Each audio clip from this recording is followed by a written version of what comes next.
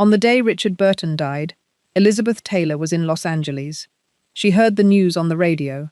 She did not go to the funeral in Wales. She went instead to the cemetery, in Père Lachaise-style seclusion of her own grief, alone, and stayed there for 3 days. She had been married to him twice, divorced from him twice, married 4 more times to other men in between and after, and still, when he died, friends said she wept the way a widow weeps, not the way an ex-wife weeps.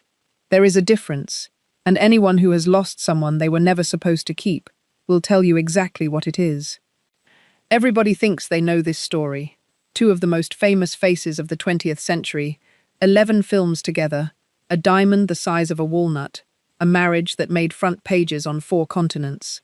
But most of what gets repeated about Taylor and Burton is the postcard version. The champagne, the yacht, the jewelry. What actually happened between them was stranger, sadder, and considerably more human than the postcard.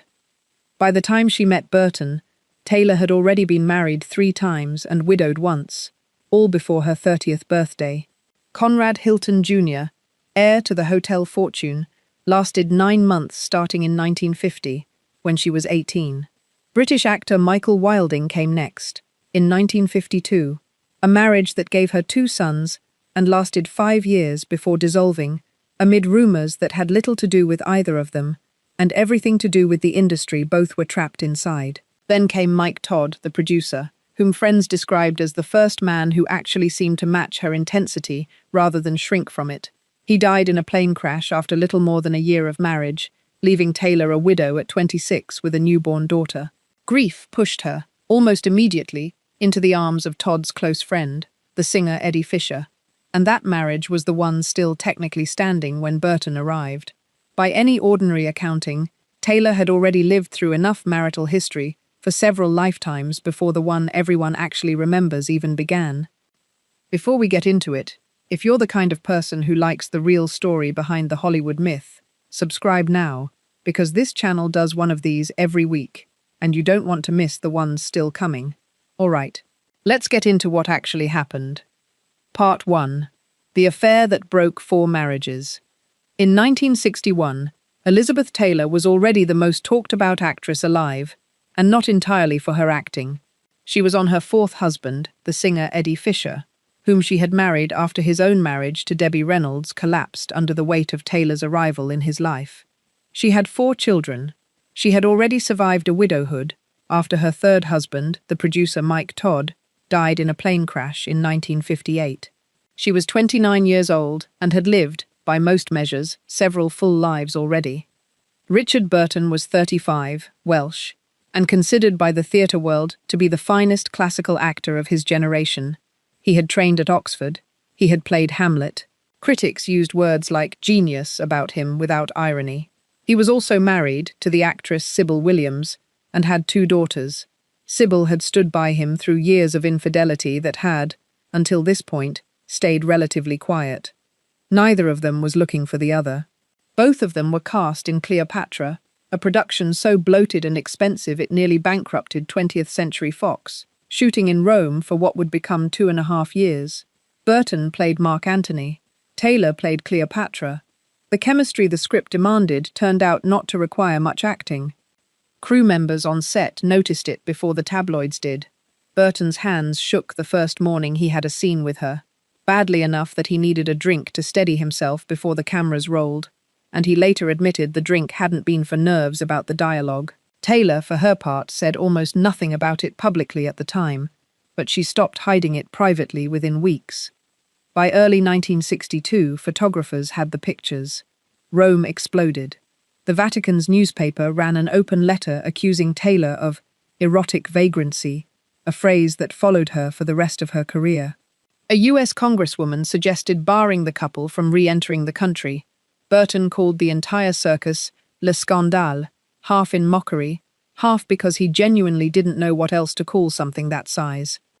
What almost nobody discussed at the time was what this scandal actually cost the people standing next to it.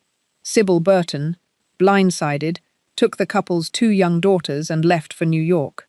She would eventually divorce Burton in 1963, and by most accounts never fully forgave him. Eddie Fisher, humiliated for the second time in a decade by the same set of circumstances, watched his own marriage to Taylor dissolve in real time, in newspapers, while he was still legally her husband. He had once been the man Taylor turned to after Mike Todd's death. Now he was the man being left behind for someone else's grief. There's an irony buried in that sequence that rarely gets pointed out. Fisher had married Taylor after leaving Debbie Reynolds, his own wife, for her, in a scandal that had once made him the villain of American gossip columns. 5 years later, he was standing in almost the exact same position Reynolds had occupied, watching his marriage get taken apart by a story bigger and more magnetic than his own. Hollywood, it turned out, was capable of running the same script twice on the same man. Taylor herself never pretended the affair was blameless. Later in life, she'd say she and Burton behaved appallingly toward the people they were married to, and she wasn't defending it.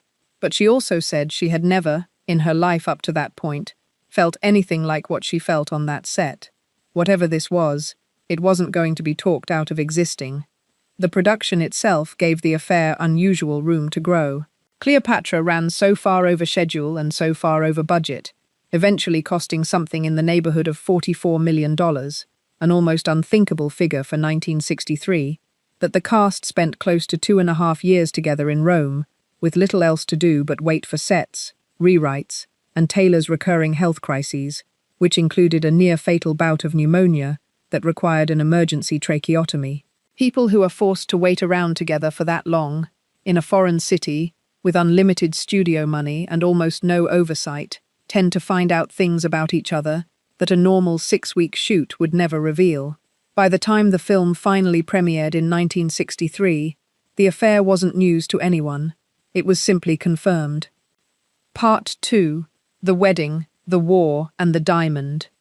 They married on March 15, 1964, at the Ritz-Carlton in Montreal, 9 days after Taylor's divorce from Fisher became final.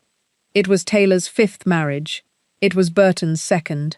The ceremony had 9 guests. Taylor wore a butter-yellow baby doll dress with a crown of cream flowers pinned into her hair, an outfit chosen, by her own account, to look nothing like a conventional bride. Outside, paparazzi reportedly scaled the hotel's walls trying to get a shot. The children complicated things in ways the tabloids barely touched. Taylor had begun adopting a daughter, Maria, while still married to Fisher.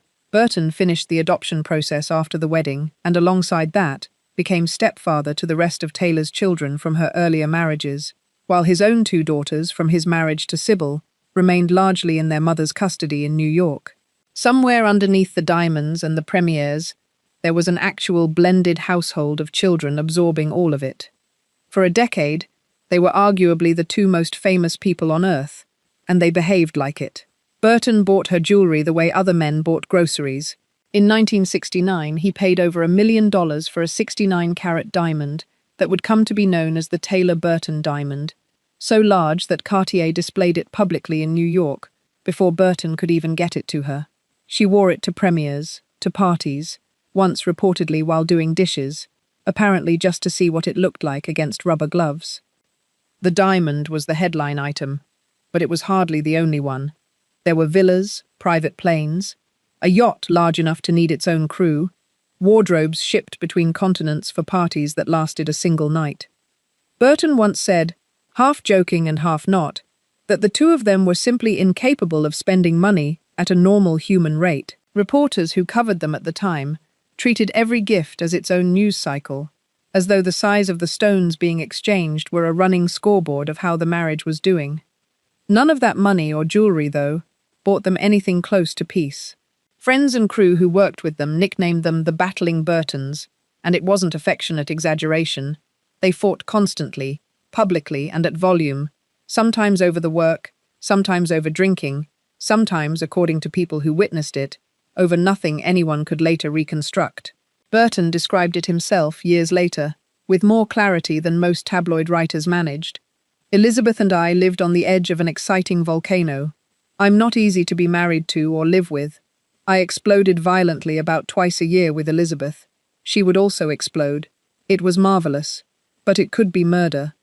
That word, murder, wasn't just theatre. Burton's drinking, already a problem before they met, worsened across the marriage. Taylor drank heavily too, and both of them were candid, later, about how much of their decade together happened through a haze of alcohol and pills. There were nights that ended in screaming matches loud enough for hotel staff to hear through walls. There were mornings that started with apologies neither of them fully meant. Burton, in an interview years later, described their public arguments almost as a kind of performance the two of them owed to onlookers, telling a reporter that they lived out, for the benefit of everyone watching, the exact kind of scene people had come to expect from them. He would accuse her of being impossible to live with. She would return the favor, and a crowd that had gathered for exactly this reason would go home satisfied. Underneath the performance, though, was something less theatrical. Both of them had grown used to a level of adoration most people never experience, and neither had ever had to build the ordinary muscles of compromise that quieter marriages require. When two people like that collide, and neither one is inclined to yield, the result isn't usually calm. The press, meanwhile, had every incentive to keep the volcano metaphor alive. Magazines sold better with a headline about the Burtons fighting than one about them getting along, and both Taylor and Burton understood that dynamic well enough to occasionally feed it themselves, granting interviews that leaned into the drama rather than softening it. It's difficult, looking back, to fully separate what was genuine turmoil from what was two extremely famous people managing their own myth in real time. Probably both things were true simultaneously, which is a less satisfying answer than the tabloids ever printed, but likely the more accurate one.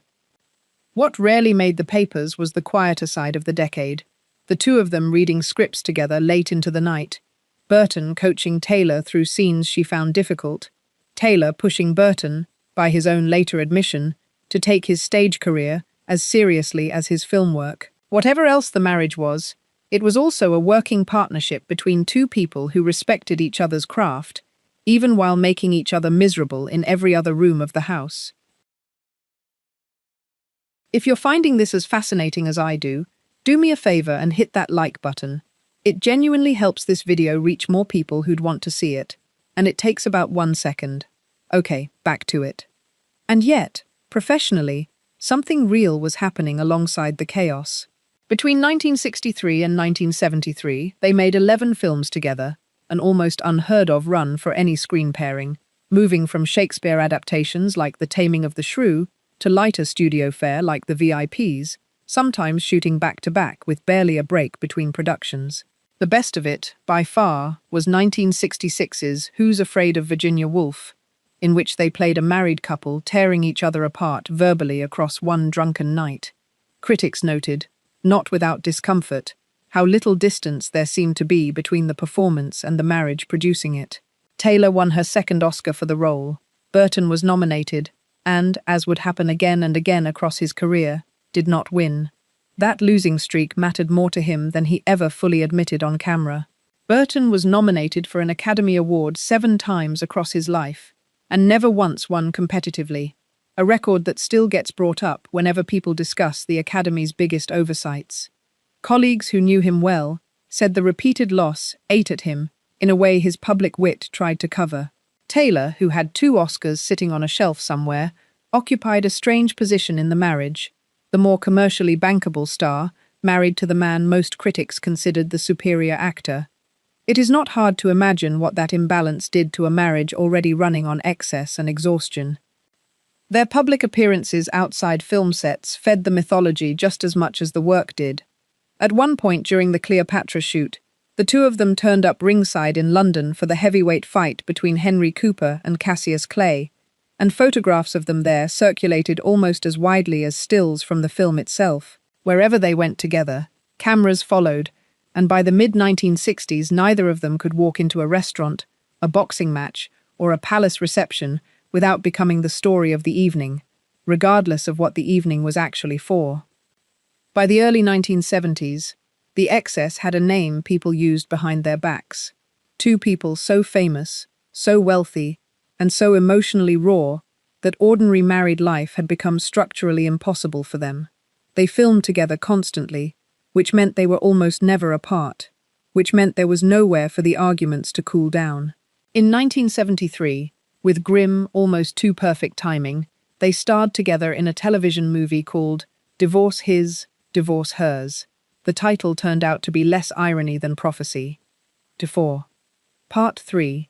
2 divorces, 1 remarriage, and a diamond sold to build a hospital. They separated in 1973 and divorced in June 1974.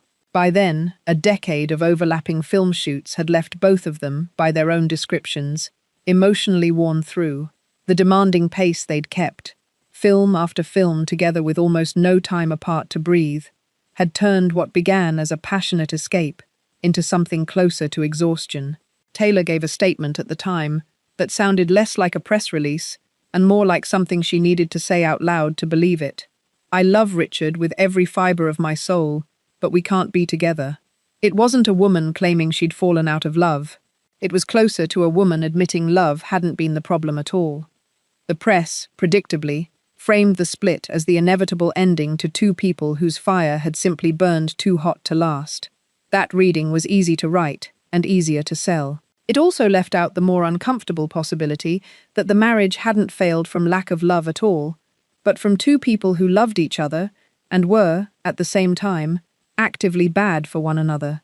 Those 2 facts are not contradictory, however much a tidy headline wants them to be. What happened next surprised almost everyone except the 2 of them. 16 months after the divorce, in October 1975, they remarried in a small ceremony in Chobe National Park, Botswana, largely away from cameras. Taylor wrote in a diary entry from around that time that they had exchanged rings and, in her words, been married once again, back where we belonged. It reads less like a headline and more like 2 exhausted people convincing themselves that this time would be different. It wasn't. The second marriage lasted less than a year. Whatever had driven them apart the first time hadn't gone anywhere. If anything, both of their lives had gotten harder in the interim, not easier. Burton's drinking had continued, and Taylor's own health struggles, chronic back pain among them, had only deepened. The remarriage, rather than resolving the old patterns, mostly gave them a fresh stage to repeat them on. They divorced again in 1976. Both of them, within months of finalizing it, married other people. Taylor married Virginia Senator John Warner, a match that took her, however briefly, into the world of Washington political life. Burton married Susan Hunt. The speed with which both of them remarried says something on its own. Neither one seemed able to tolerate being unmarried for very long, whatever unmarried might have meant for 2 people who so clearly still belonged to each other's story. One detail from this period gets left out of almost every retelling, probably because it doesn't fit the toxic Hollywood couple narrative people prefer. In 1978, years after both divorces, Taylor sold the Taylor Burton diamond, the one Burton had spent over $1 million on, and used part of the proceeds to help fund a hospital in Botswana, the same country where their second marriage had briefly, quietly, taken place. She didn't do much press about it. It wasn't the kind of story that made front pages the way the wedding had, but it tells you something about what that country, and that second attempt at a marriage, actually meant to her, long after the marriage itself was gone. It's worth sitting with that for a second, because it cuts against almost every convenient version of this story. If the marriage had truly been nothing but spectacle and spending, the diamond would have simply been sold and the money absorbed into whatever came next in her life. Instead, a piece of jewelry bought at the peak of their excess ended up funding actual medical care in the country where the 2 of them had made their last serious attempt at each other. That's not the behavior of someone who considered the whole thing a mistake, to be liquidated and forgotten. Part 4. The stage, the letters, and the last time they stood together. For 7 years after the second divorce, they mostly stayed apart, at least publicly. Then, in 1983, both were cast opposite each other in a Broadway revival of Noel Coward's Private Lives, a play about a divorced couple who keep running into each other on their respective honeymoons. The casting wasn't subtle. Taylor herself described the characters as 2 people, in her words, miles down the road from their once all-consuming passion, who still cared deeply for each other. She might as well have been describing the 2 of them. The production toured for 9 months and was a commercial success, even as critics were unimpressed by the acting itself. What audiences were actually buying tickets for wasn't Coward's dialogue. It was the chance to sit in the same room as two people whose real-life story had outgrown any script written for them. Reporters at the opening press conference asked Taylor, half joking, whether the show meant a third marriage was coming. She laughed it off in the moment, insisting the reunion was purely professional, though almost nobody backstage believed the two of them saw it in quite such simple terms. Dominic West, who later played Burton in a BBC dramatisation of this period, put it plainly. By the time of that tour, Burton was less than a year from his death, aging fast, drinking hard, and by most accounts, equal parts drawn to Taylor and frustrated by her.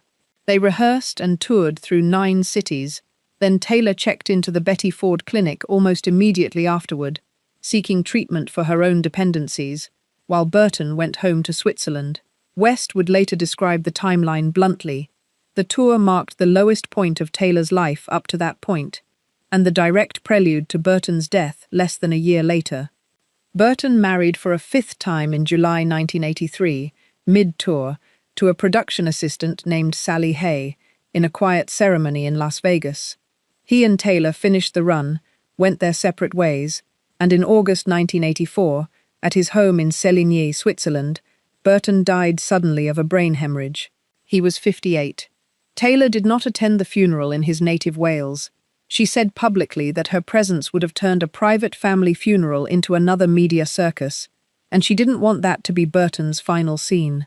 What she did keep, for the rest of her life, was a diamond he had given her decades earlier, a 33-carat stone, known as the Krupp diamond, which she reportedly wore until close to her own final days in 2011. There is also the matter of the letters and the diaries, and the fight over what either of them actually mean. Burton, by every account of people who knew him, was a genuinely gifted writer, kept private diaries from 1965 onward, and across the years sent Taylor letters that read less like a man addressing an ex-wife, and more like a man still arguing his case, to the only jury that mattered to him. One of the most quoted lines, attributed to him, has him telling her flatly, "I cannot see life without Elizabeth. She is my everything, my breath, my blood, my mind, and my imagination." Burton always insisted the diaries were private and never meant for publication. His 5th wife, Sally Burton, published them anyway in 2012, nearly 3 decades after his death, and 1 year after Taylor's own passing, saying she wanted to show the world Burton's love of language. Reviewers noticed something sharper underneath that stated purpose. One critic, writing in The Guardian, suggested Sally Burton's real motive was to unravel the Taylor-Burton myth once and for all, timed conveniently for a moment when Taylor herself was no longer alive to respond to it. Other passages from the same diaries, according to reporting at the time, described Burton's feelings for Taylor in language editors called beautiful beyond the dreams of pornography, which does not exactly support the theory that he'd gone cold on her by the end. Whatever the whole truth of those private pages, and it's likely somewhere in the contradiction between devotion and resentment, rather than cleanly on one side of it, Taylor herself, until the end of her life, described Burton as the greatest love she ever had, greater than any of her 8 marriages, including the 2 she'd had with him. Part 5. What this story actually was. It's tempting to file this away as a cautionary tale about fame corroding love, and there's some truth in that. 2 people with unlimited money, constant public attention, and, by their own admission, serious drinking problems were never going to have an easy marriage, let alone 2 of them. But that framing misses something Taylor said herself, years after Burton's death, when a reporter asked her to sum up the marriage. She didn't reach for tragedy. She said, "We had a good marriage. Something went wrong, but we're still good friends. I know I did everything in my power to make the marriage work." That's not the language of regret. It's the language of someone who got exactly what she signed up for, twice, and considered it worth the price both times. Burton, characteristically more self-lacerating, put it in his own terms. Not easy to live with, not easy to be married to, explosive twice a year, marvelous and lethal in equal measure. 2 people who understood precisely what they were to each other, and chose it anyway, over and over, even when choosing it cost them their other marriages, their public reputations, and eventually each other for good. There's a version of this story that ends at his death in 1984 and calls it tragic, full stop. That version isn't wrong, exactly, but it flattens something. Taylor lived another 27 years after Burton died. She married once more to a construction worker named Larry Fortensky she'd met in rehab, a marriage that lasted 5 years and ended, unlike the others, without much bitterness on either side. She built an entire second act as one of the earliest and most effective celebrity advocates for AIDS research, at a moment in the 1980s when most of Hollywood was too frightened of the disease to say its name publicly. None of that erases what Burton was to her. It just means the story didn't stop where the grief was loudest. Elizabeth Taylor married 8 times to 7 men. She said, without qualification, that Richard Burton was the love of her life. Not her first marriage, not her last. The one in the middle that she couldn't make work twice and never stopped grieving anyway. She kept his diamond, she kept his letters, and by the accounts of people who sat with her near the end of her own life in 2011, she kept talking about him, decades after he was gone, in the present tense. If you want more of these, the ones that go past the tabloid version and into what actually happened, subscribe, and let me know in the comments which marriage you want covered next. I read every one of them. Thanks for watching, and I'll see you in the next video.